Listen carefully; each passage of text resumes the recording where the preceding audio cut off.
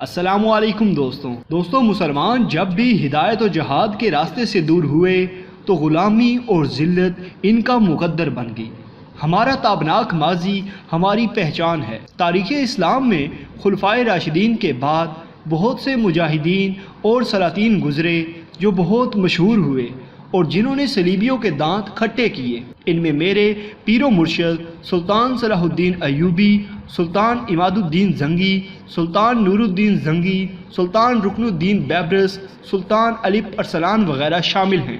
میں تاریخ اسلام سے ایک ایسے عظیم مجاہد کا ذکر کرنے جا رہا ہوں جن کے نام سے بہت کم لوگ واقف ہیں، جنہوں نے مسلمانوں کی آزادی کی جدوجہد کے لیے جہاد کا راستہ اپنایا اور بہت سی قربانیاں دی، اور اس طرح مسلمانوں کے لیے ایک روشن دور کا آغاز ہوا۔ خلافت عباسیہ کا خاتمہ ہو چکا تھا اور اس وقت تمام ترک قبیلوں کی صورت میں رہتے تھے۔ یہ تمام قبیلے خانہ بدوش تھے۔ یہ قبیلے سفر کرتے اور جہاں سرسبز علاقہ دیکھتے وہاں پر آباد ہو جاتے۔ ان میں ایک کائی قبیلہ تھا جو تعداد کے لحاظ سے کافی مضبوط اور طاقتور تھا۔ سلیمان شاہ کائی قبیلے کے سردار تھے جو سچے مسلمان، نہ ڈر اور رحم دل انسان تھے۔ ان کے مقاصد میں اسلام کی اشاعت اور انصاف کا بول بالا کرنا شامل تھا، کیونکہ یہی وہ وقت تھا جب مسلمان ہر جگہ کمزوری کا شکار تھے۔ منگول ہلاکو خان کی سربراہی میں بڑھتے چلے آ رہے تھے اور خلافت عباسیہ کے بعد سلجوق سلطنت ان کی منزل تھی۔ بازنطینی سلطنت کے صلیبی اپنی سازشوں کے جال بن رہے تھے۔ مسلمانوں کی مضبوط اور طاقتور سلجوقی سلطنت اب زوال کے قریب تھی۔ ان حالات میں ضروری تھا کہ مسلمانوں کی تعداد کو بڑھایا جائے۔ سردار سلیمان شاہ کے 4 بیٹے تھے جو بہت بہادر اور جنگجو تھے۔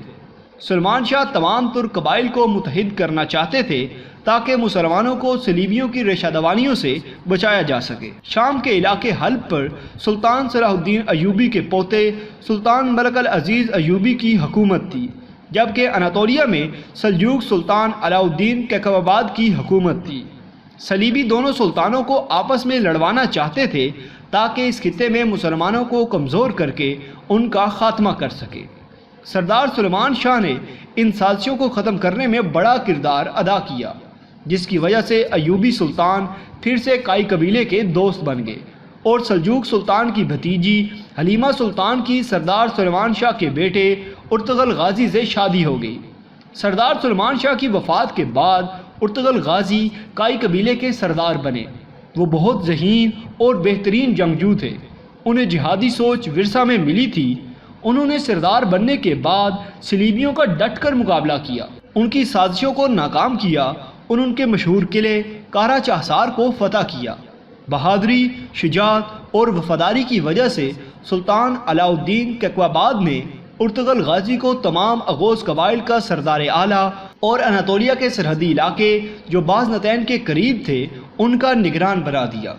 ارطغرل غازی کے ہاں 3 بیٹے گندوز، ساوچی اور عثمان پیدا ہوئے۔ عثمان بھائیوں میں چھوٹے تھے۔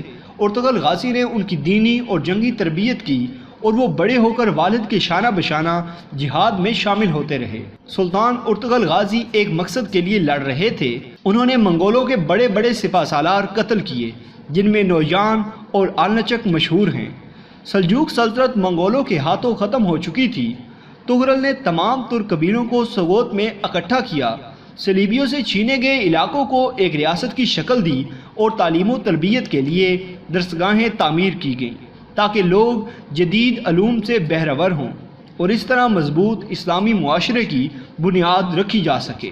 ارطغرل غازی نے منگولوں کا خاتمہ کرنے کے لیے فیصلہ کن جنگ کا ارادہ کیا اور اس مقصد کے لیے منگول سلطان برقا خان جو مسلمان ہو چکے تھے اور مصر کے سلطان رکن الدین بیبرس کو آمادہ کیا اور طے پایا کہ ایک بڑی فوج تیار کی جائے جس میں تمام ترک قبائل بھی شامل ہوں۔